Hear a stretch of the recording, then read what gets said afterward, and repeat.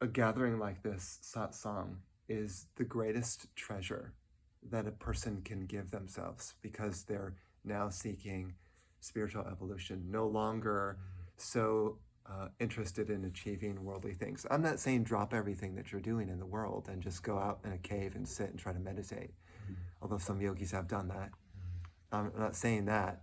But you can convert your activities and spiritualize them. As an example, if you're painting the trees, you're not just painting them to make them look beautiful so other people will be impressed and so you can make a place look pretty. You're painting the trees and saying, I'm surrendering this to God. This is not me doing this. This is God's work, right? It's a different concept. If you're saying it's me, then you're claiming it as ego. I'm doing it. But and that's what I said before, you're not in charge. The actual owner of this body and this mind is not you. The owner is somewhere else. That's the person that's running. That's the being that's running the painting. And so everything you do, you're gardening. You don't just say, I'm going to do a garden and I'm going to do it. I'm going to make this happen. You say, okay, let this gardening project be surrendered to the divine. I surrender. And then do your project. That way you start to consecrate your activities to a higher frequency. And then when you're doing the activity, it'll be more highly charged. It won't be such a worldly thing that you're doing. It'll be a divine thing that you're doing. So intention is everything. So another way so many things you can do to convert your life into more of a spiritual life. You walk around and instead of labeling everything in your mind as chair, floor, person, ceiling, air, you're thinking, oh, this is a manifestation of the divine, or this is God, this is God, this is God. People claim to say that God is infinite and omnipresent and everywhere, but they're not acting like it. Because if that's the case, then God is in all the politicians, and God is in all the pollution in India and China. God is in all disease. God is in all sickness. Interesting thought, right? Everything is a manifestation of the one. So being able to remember that in daily practice. So if I'm handling a tomato, I'm saying, no, this is actually a manifestation of God. It's not an actual tomato. My mind may be interpreting it because I was taught that this looks like a tomato and therefore it must be a tomato, but it's not a tomato. It is a divine manifestation.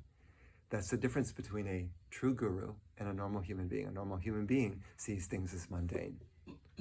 A divine being sees everything as God and knows everything as God. Absolutely, no question. So when you are in the presence of such a being, they know that you're in a manifestation of the divine, but you don't know. So being around them is very delightful because their consciousness of everything is just the one rubs off on you. And then you start to feel and think like that guru. The guru rubs off on you. The point of the guru is to make you a guru. So you become that. But I realized this from the start, I needed help. My mind is too powerful. It thinks all day. I can't stop it. And it's painful. Thought is not pleasant. Even if it's a happy thought, it's still not true happiness. Happiness is when your mind shuts off. When it becomes quiet. That's when true happiness will dawn.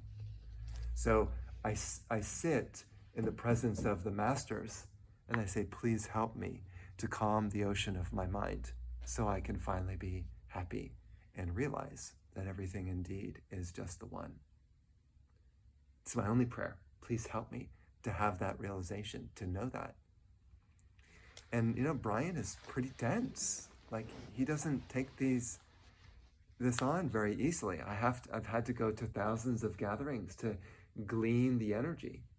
I've already heard it all regarding, if you want to say that, maybe not all, but heard so many spiritual concepts, so many philosophies, so many different approaches to spirituality and how to grow.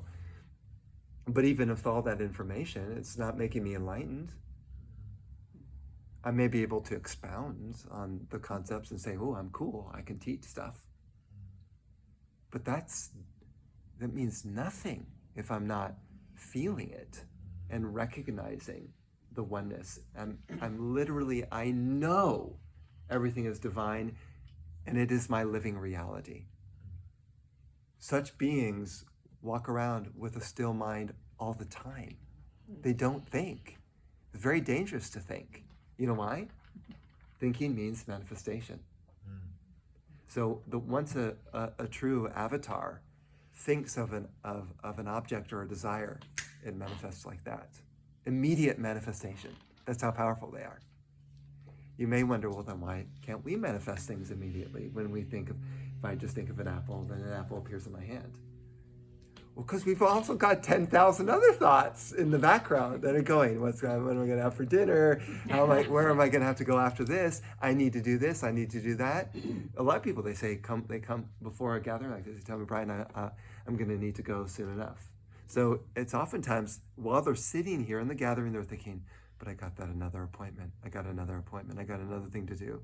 So many things to do. And how many people really become completely present with a still mind, with no desires or thoughts inside at all? That would be a master.